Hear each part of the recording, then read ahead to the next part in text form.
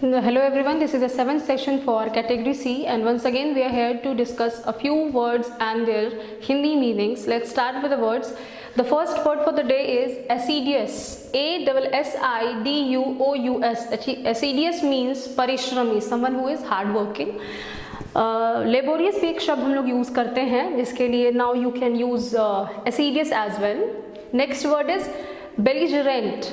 B-E-L-L-I-G-E-R-E-N-T. युद्ध में लगा हुआ, मतलब ये someone, a person, a group of people who are involved in any kind of a battlefield. युद्ध में लगा हुआ. Circumvent. Next word is circumvent. C-I-R-C-U-M-V-E-N-T. Circumvent. So you must have heard a word circumference. ये हम circle के case में use करते हैं, तो बिल्कुल वैसे ही circumference से बना हुआ सर्कम जो है वो कॉमन है. सर्कमवेंट मीन्स घेर लेना, to surround something. Next is fortuitous. F-O-R-T-U-I-T-O-U-S.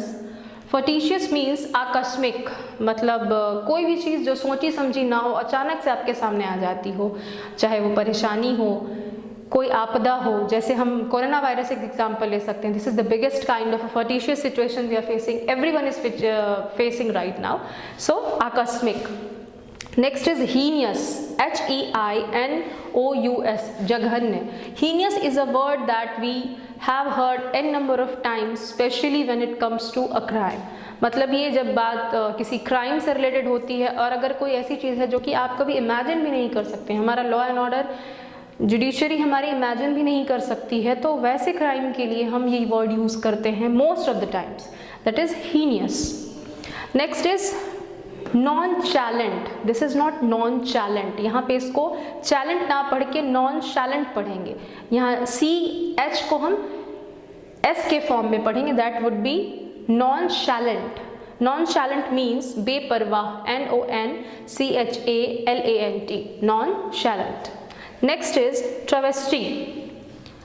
T-R-A-V-E-S-T-Y. Travesty means उपहासात्मक रचना, मतलब कोई ऐसी रचना जिसमें कि सबसे आसानी से आप समझ सकते हैं. उपहास का मतलब होता है मजाक, हास्य कविता हो, कहानी हो या कोई भी चीज़, कोई ऐसी रचना जिसमें कि हम कुछ बिल्कुल हल्केपन से या कोई ऐसा सिचुएशन पढ़ाने की या बताने की कोशिश कर रहे हैं या कोई ऐसी सिचुएशन दिखाने की कोशिश कर रहे हैं जो कि बिल्कुल मतलब सीरियस नहीं है. That is a kind of mockery.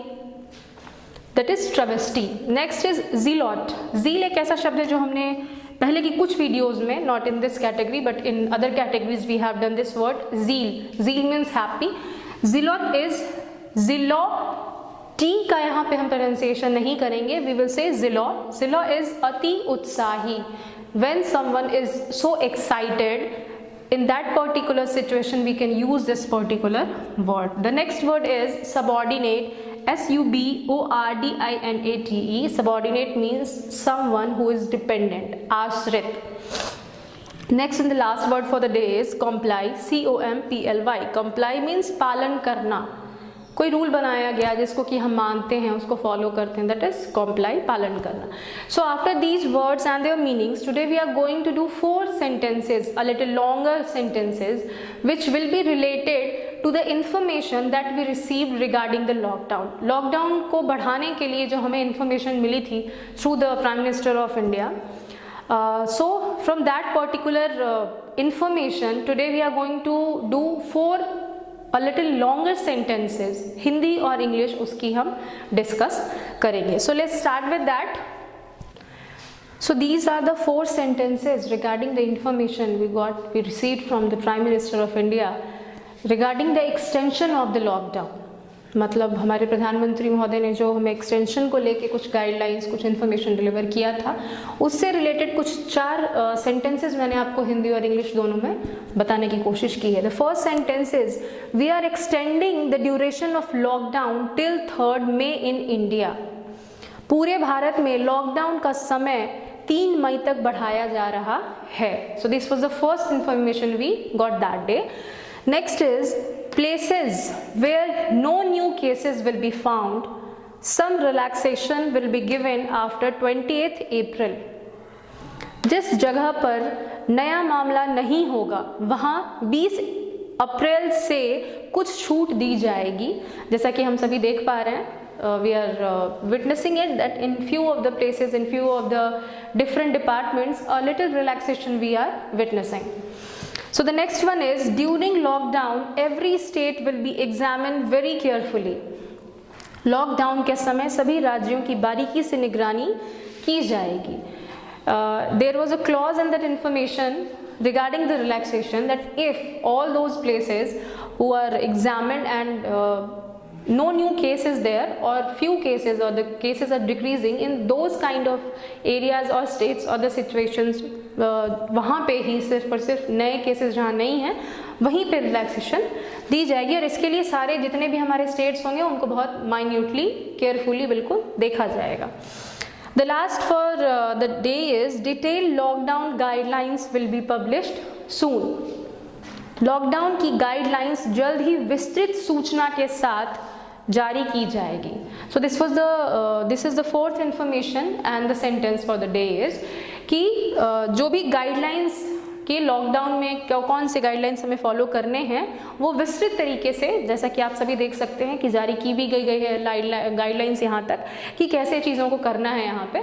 So we need to understand that these were the informations. अब ये क्या है, ये हमने हिंदी में, मतलब हमारे माननीय प्रधानमंत्री महोदय ने जो हमें इंफॉर्मेशंस दी है उसमें क्या था, it was he addressed the nation in Hindi and suppose we are trying to convert that the speech or the conversation in English, so we can easily do like this. हम अगर चाहें तो किसी भी conversation को, किसी भी sentence को, किसी भी बातचीत को या speech को बहुत आसानी से अंग्रेजी में इंग्लिश में ट्रांसलेट कर सकते हैं. So these were the 4 sentences. This is all for the day. आप सभी ने, उम्मीद है कि हमारे चैनल को अभी तक सब्सक्राइब कर दिया होगा. लाइक और शेयर बिल्कुल करते रहें. अगर कंटेंट अच्छा लगे तो लाइक करना ना भूलें, ज़्यादा से ज़्यादा लोगों के साथ शेयर करना ना भूलें. मिलते हैं जल्द ही दूसरे क्लास में. और after your 10 classes, after your 10 sessions, we will definitely start with some of the basic rules of spoken English. Till then, stay safe, stay home. Thanks a lot.